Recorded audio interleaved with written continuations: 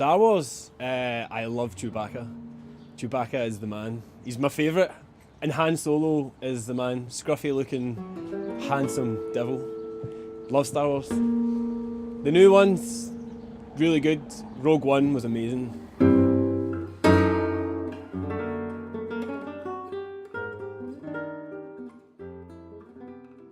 Home. Friends, my friends, is my home. Yeah. Friends is family, and obviously your blood family is family, you know, but your friends are the people you share pretty much everything with, you know what I mean? And you get to choose your friends as well, you don't get to choose your family. Which is not a bad thing, you know, but it's good. So, home can be everywhere, wherever your friends are.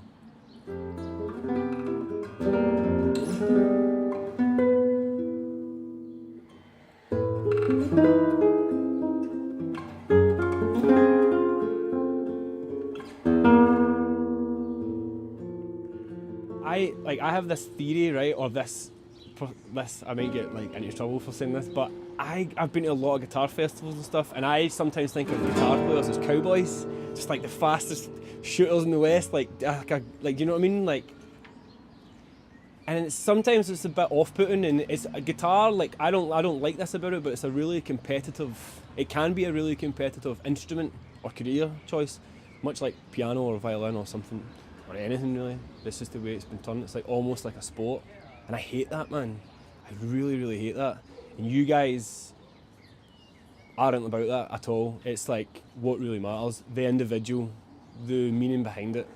And for me, the meaning behind what you do is the most important thing. It doesn't matter if you don't know what. If you don't know what you're doing, it's what you're trying to achieve. You know, like I don't know where I'm going to end up in 5 years, but I know that I have to do this.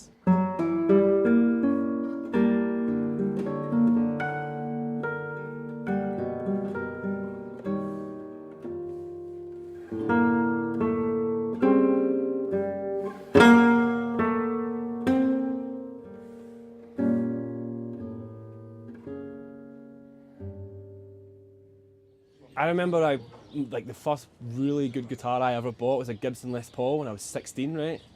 And I saved up for that thing for so long. And I was like, and since then, just anything I've ever did work-wise has been directly related to music. It's never been anything else. And I think if you can do that, personally for me, it depends what you describe as success or whatever, but if you can make a living off music or what you love doing, that's it. Like, it was my older brother actually that was my introduction to guitar. If it wasn't for Stephen, my older brother, I wouldn't be playing guitar for sure. He introduced me to, I guess, music of that time that was really guitar orientated. And if it wasn't for him, I think he asked my mum for a guitar and he got it and he couldn't play it and he just left it. And then the White Stripes album Elephant came out and he kept playing to me Seven Nation Army. Da, da, da, da. And he loved it and I hated it. I was like, this is crap, like, don't play this to me, blah, blah. And I didn't know, of course. And he kept playing it and playing it and playing it to me. And I remember it was my first ever experience of actually taking a CD and putting it in the CD player and sitting back, like a record, but for a young guy. Like I think, like Elephant came out, I must have been like 13 or 14, maybe, a long time ago. And I remember he went out, and I was like, I'm going to see what he's talking about. Put it in the CD player, I lay down in my bed, and there was a song on that album called Ball on a Biscuit, like a big 8-minute blues thing, and Jack White was playing. And I heard it, and I remember sitting up in my bed and going, oh my, I need to learn how to play guitar right now. Like, this was that. I never heard anything like it, and I remember going up to the speaker and going, that's not a guitar, what am I listening to? The next day I asked my mum for a guitar, and she was like, okay. And then that was it. It was just an uphill struggle from there. And that was it. It was Stephen and Jack White from the White Stripes, like, and then up from there, everything else.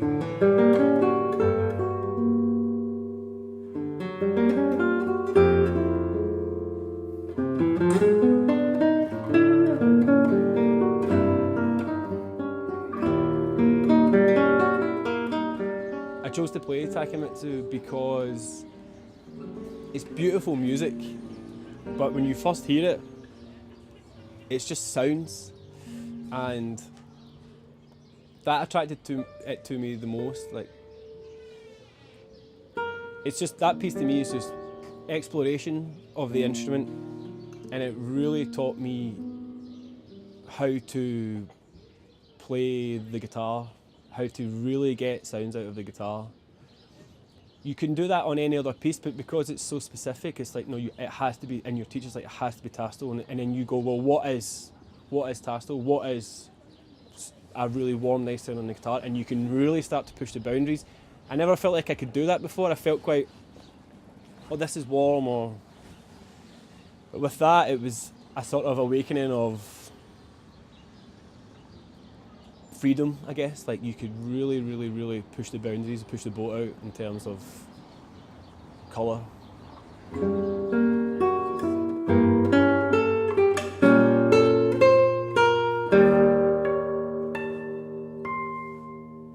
Just allow the music just to do what it's doing, and let the music tell you what to do. You don't tell it what to do. That's the biggest mistake. Well, I can't hear the melody. I feel like I should be hearing this. It's like, this is not for you then. You know what I mean? Just shut up and listen. That may sound a bit harsh, but it's true. Like, sit back, and then once that's happened and you sort of get a feel for the piece, then you can hear how beautiful it is. Then you can hear the melody because it's in there. Takemitsu, one of the biggest things that I loved about him as a person, as a composer, was he took so much influence from all types of music. Music is just music to him. That's why he did those folk or sort of 12 songs of the Beatles and stuff. It was just music. If he liked the sound of it, he loved it. That was it. It was like, music was music, and it doesn't have to be contemporary music. It's just music.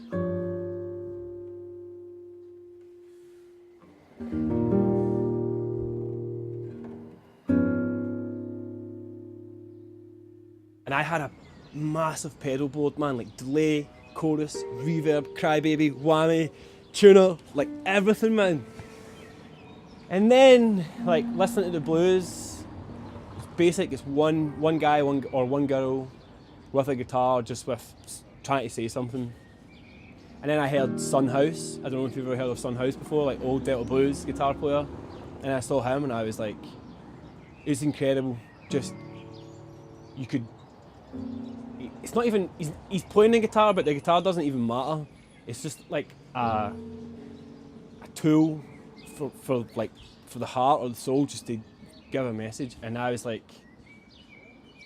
wow, why am I playing with all these effects pedals? And then I saw a friend of the family, she played classical guitar to me. He like brought her in, she said, oh, I'll show you this, and she showed me a piece. And then she played, I think it was a Brouwer piece, Cameron Negro, the second movement. And I was like, how can someone do that with one guitar? How can they make those echoes? How can it be so quiet and so loud? I don't need the delay. You can do it yourself. And that was it for me. I was like, oh, I need to try and learn to play guitar this way, which is rooted in the blues. It's like, you don't need all this stuff. It's like, I think if you have all the best gear and everything at your sort of disposal, it kills creativity. Like, if you've got the best guitar, if you've got the best pedals, if you've got the best stuff, it's too easy. There needs to be a struggle, and in the struggle, there's like I think there's like a romantic, you know what I mean, like passion for it, or struggle to really, because you believe people, like if you walk on stage and it's like a big shiny guitar and wind machines and blowing hair and it's like, but if you see someone playing like the heart and soul into like an instrument that's not giving anything back to them, that you believe in that person. Everyone loves the underdog, so it's like, that's the blues, and that's my favourite part about music and the process.